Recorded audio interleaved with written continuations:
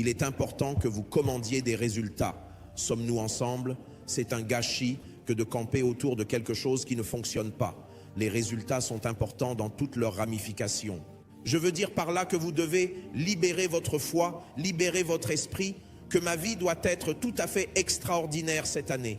Vous avez applaudi les gens, il est temps que les nations vous applaudissent pour apprécier ce que Dieu a fait et fera dans votre vie.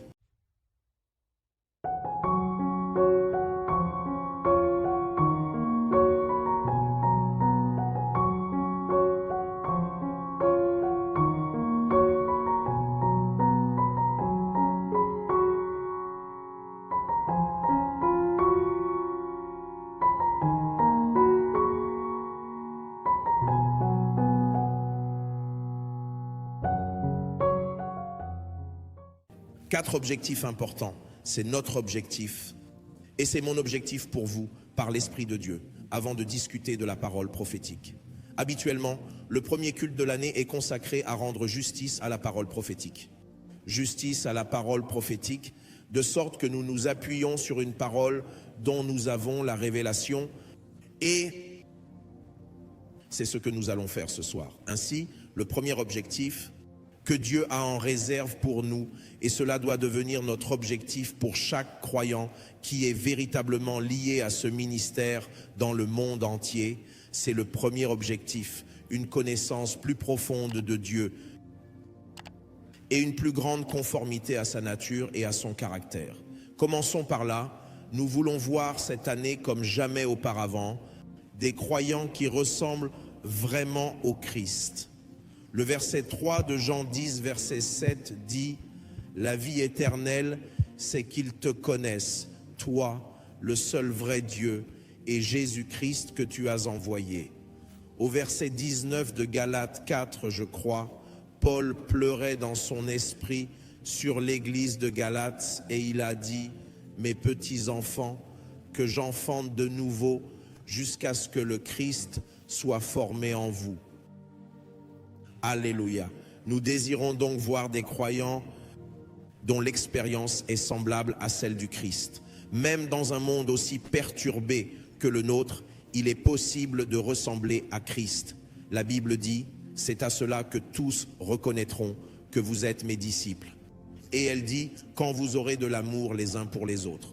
Et j'espère que vous connaissez ce que nous appelons le fruit de l'esprit dans le chapitre 5 des Galates. La version King James ne rend pas justice à ce que Paul essayait de dire parce que, voyez-vous, le fruit de l'esprit n'est pas seulement l'amour, la joie, la paix, la patience. Même si vous l'utilisez comme cela, il est toujours applicable. Mais la vérité, dans le contexte, c'est que le fruit de l'esprit, c'est l'amour. Sommes-nous ensemble?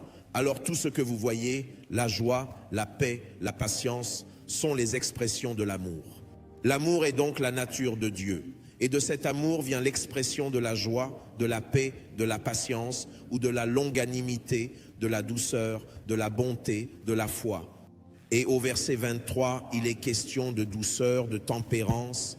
Il est dit qu'il n'y a pas de loi contre ceux-là. La nature de Dieu dans l'homme se manifeste donc dans et par l'amour. L'amour du Christ, plus que la puissance du Christ, plus que la sagesse du Christ. L'amour de Jésus à l'œuvre en un croyant est la signature que Dieu est vivant et à l'œuvre dans cette personne. Ainsi, cette année, l'objectif de Dieu pour nous, en tant que famille mondiale, est que nous ayons une connaissance plus profonde de Dieu et une plus grande conformité à sa nature et à son caractère. Le deuxième objectif est d'atteindre des niveaux de transformation plus élevés. Selon Romains 12 et le verset 2, nous avons expérimenté la transformation tout au long des années, mais cette année, Dieu a un but pour nous et c'est notre objectif dans la droiture que de lutter par des enseignements de qualité applicables à la vie pour atteindre des niveaux de transformation plus élevés. Chacun d'entre nous ici devrait savoir maintenant que la qualité de votre vie sur le plan spirituel et autres est le reflet de votre compréhension spirituelle. La mentalité définit véritablement le destin. C'est vrai, ce n'est pas un cliché, c'est un fait. Votre mentalité, votre compréhension définissent le type et la qualité de la destinée qui vous est offerte. Nous venons d'horizons différents. nous avons des expériences différentes. Et la plupart d'entre nous arrivent dans la vie de foi avec un arriéré de mauvaise mentalité négative. Certaines peuvent venir de notre passé, certaines peuvent venir des blessures d'hier, certaines peuvent venir du type d'éducation que nous avons eu, certaines peuvent venir de nos échecs du passé, certaines viendront de nos habitudes destructrices d'hier. Lorsque nous présentons à Dieu cet arriéré de connaissances, le Saint-Esprit a pour mission, par l'intermédiaire de la parole de Dieu, de commencer à purifier notre conscience et notre pensée. Il est impossible d'avoir une destinée enviable avec un état d'esprit destructeur. Cela n'arrivera pas. La Bible dit que l'homme est tel qu'il pense dans son cœur. Romains 12, verset 2 dit « Ne vous conformez pas au siècle présent, mais soyez transformés par le renouvellement de votre intelligence, afin que vous discerniez par ce renouvellement quelle est la volonté de Dieu, ce qui est bon, agréable et parfait. » Le troisième objectif que nous avons cette année est d'obtenir des résultats remarquables. Oui, des résultats remarquables. C'est un objectif que j'ai fixé en toute justice pour que chacun nous servions le corps du Christ par le privilège de la grâce de Dieu, mais j'insiste d'abord sur la famille mondiale de Koinonia pour que Dieu lui accorde la grâce cette année de commander des résultats notables. Qu'est-ce que cela signifie? Des solutions divines qui apportent progrès et repos dans votre vie. Des solutions divines, des solutions extraordinaires. Il s'agit d'un ministère très axé sur les résultats. Alléluia. Nous sommes très opposés à la stérilité, quelle que soit sa nature. Parce que la fécondité apporte la gloire au nom du Seigneur. Jean 15, 8. Que mon Père soit glorifié, quand vous porterez beaucoup de fruits, vous serez mes disciples. Jean 15, 16. Ce n'est pas vous qui m'avez choisi, mais c'est moi qui vous ai choisi et qui vous ai établi pour que vous alliez, que vous portiez du fruit et que votre fruit demeure, afin que tout ce que vous demanderez au Père en mon nom, il vous le donne. Dieu est glorifié lorsque nous portons du fruit. La première instruction que l'homme a reçue à la création était de porter du fruit, de ne pas se contenter de marcher sans but, d'être fécond. Ainsi, Koinonia, je veux que vous prépariez sincèrement votre cœur à expérimenter des résultats. Je vous ai dit que les résultats sont une consolation pour votre expérience chrétienne. Il est important que vous commandiez des résultats. Sommes-nous ensemble? C'est un gâchis que de camper autour de quelque chose qui ne fonctionne pas. Les résultats sont importants dans toutes leurs ramifications. Je veux dire par là que vous devez libérer votre foi, libérer votre esprit, que ma vie doit être tout à fait extraordinaire cette année. Vous avez applaudi les gens, il est temps que les nations vous applaudissent pour apprécier ce que Dieu a fait et fera dans votre vie. Vous y croyez? Criez un amen comme un vrai croyant.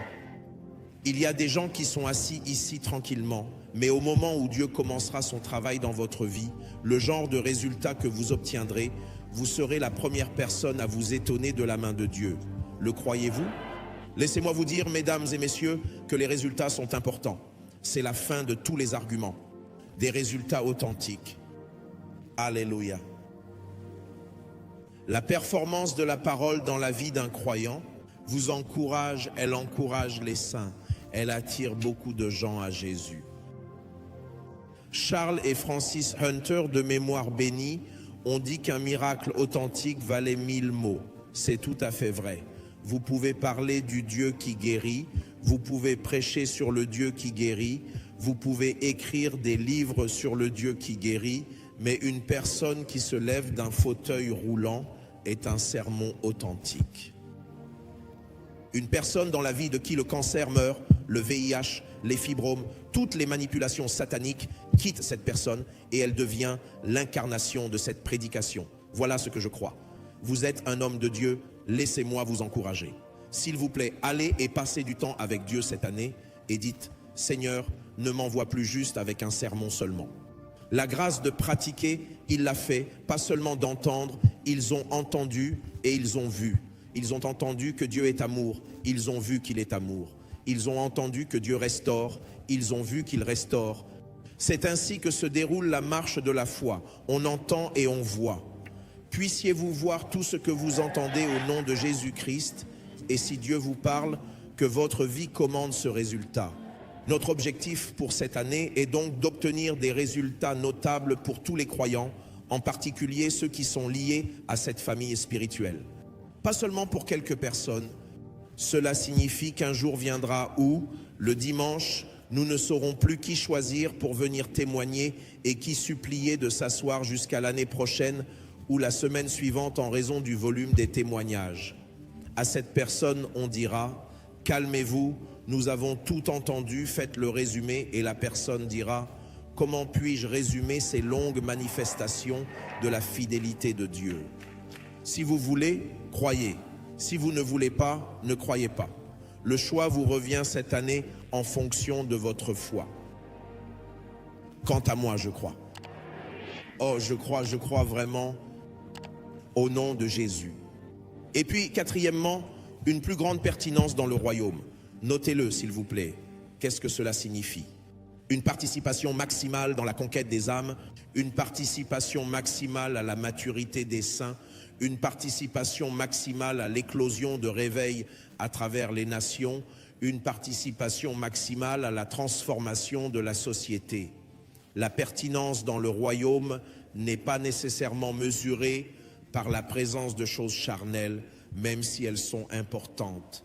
Dans le système mondain, nous mesurons la pertinence en fonction de choses telles que l'argent, les qualifications académiques, un statut quelconque, et ces choses sont merveilleuses. Mais lorsque vous entrez dans le royaume, Dieu utilise un paramètre très différent pour mesurer la grandeur et la pertinence. L'indice du gain d'âme, l'indice de contribution à la maturité des saints, l'indice de parrainage et de l'éclosion des réveils à travers les nations, l'indice d'implication dans la transformation de la société. C'est ainsi que l'on peut être pertinent dans le royaume. Ainsi, Dieu ne veut pas seulement que nous prospérions, que nous réussissions, que nous excellions dans notre vie personnelle. C'est pourquoi une plus grande pertinence du royaume devient pour nous le quatrième objectif. Qu'est-ce que cela signifie? Cela signifie que vous devez être disposé et disponible pour être utilisé, pour être envoyé par Dieu. Ésaïe chapitre 6 et verset 8. Le prophète Ésaïe a dit, il dit, j'ai entendu la voix du Seigneur qui disait, qui enverrai-je et qui ira pour nous? Et il a répondu, me voici, envoie-moi. La plupart des gens pensent que lorsque vous dites « envoie-moi », cela signifie que vous devez être un missionnaire dans un pays ou que vous devez être un homme de Dieu voyageant d'un endroit à l'autre, mais ce n'est pas le cas. « Envoie-moi » signifie tout ce qui est en mon pouvoir, toute contribution que je peux apporter avec ma vie, mon temps, mes ressources, mon énergie pour ce programme du royaume, règne de Dieu, je suis prêt et je suis disposé à le faire. Écoutez, laissez-moi vous dire ceci, croyants.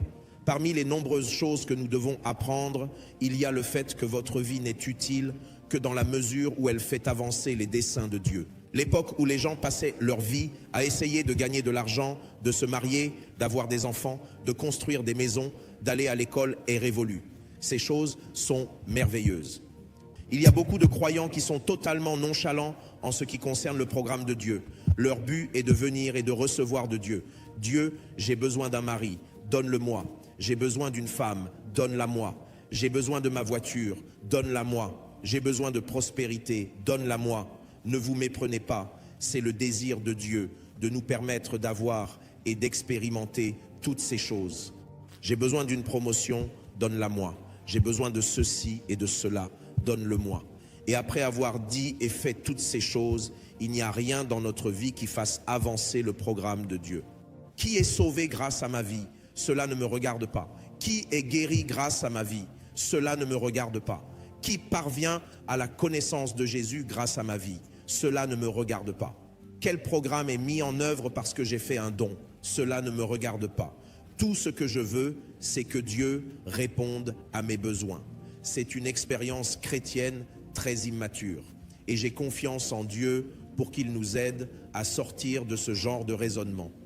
Le croyant moyen doit être passionné des affaires de Dieu. Les affaires de Dieu sont vos affaires. Vous avez compris? Tout ce qui attire son attention et sa passion doit être votre affaire. L'équipe de louanges l'a magnifiquement chanté. Il est écrit, voici, je viens dans le volume du livre, ça doit être Hébreux 10, verset 7 ou à peu près, comme il est écrit de moi de faire ta volonté et non de faire ce que je veux. Personne n'a jamais emmené une voiture hors de ce monde en tant qu'un homme mort. Personne n'a jamais emmené de certificat hors de ce monde. Personne n'a jamais emporté son conjoint ou ses enfants. Est-ce que vous m'écoutez maintenant? Personne n'a jamais emporté ses réalisations. Tous les applaudissements que vous recevez des hommes ne s'arrêtent qu'ici. Mais certaines choses sont éternelles. Elles transcendent ce royaume. L'une d'entre elles est l'âme. Vous immortalisez votre présence et votre impact lorsque vous vivez pour Jésus. Il ne s'agit pas d'un fanatisme d'église. Il ne s'agit pas d'une simple discussion de prédicateur. Il s'agit d'une éducation qui vous aide à devenir un croyant saint. Ainsi, Dieu élimine de notre vie ce caractère charnel et cette fréquentation excessive de l'église uniquement.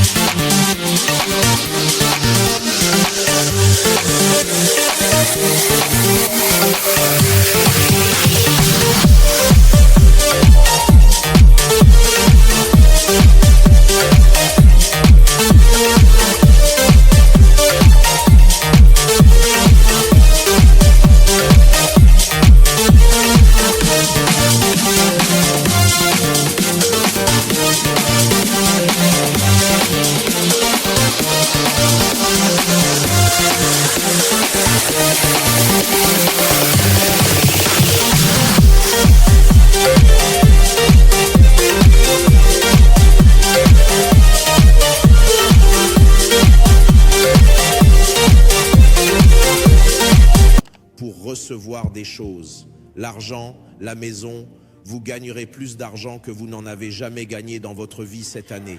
Vous pouvez en être sûr. C'est la vérité. Vous êtes soumis à une grâce qui vous permet d'obtenir ce genre de résultats. Vous aurez ces résultats. Mais vous voyez, le problème, c'est quand ça vous prend le cœur, quand ça prend votre cœur, comme ça a pris le cœur de beaucoup de gens. Ils louent le Seigneur, mais adorent l'idole de l'argent et des biens. Il est donc important que les croyants atteignent cet état de maturité dans l'esprit, une plus grande pertinence pour le royaume.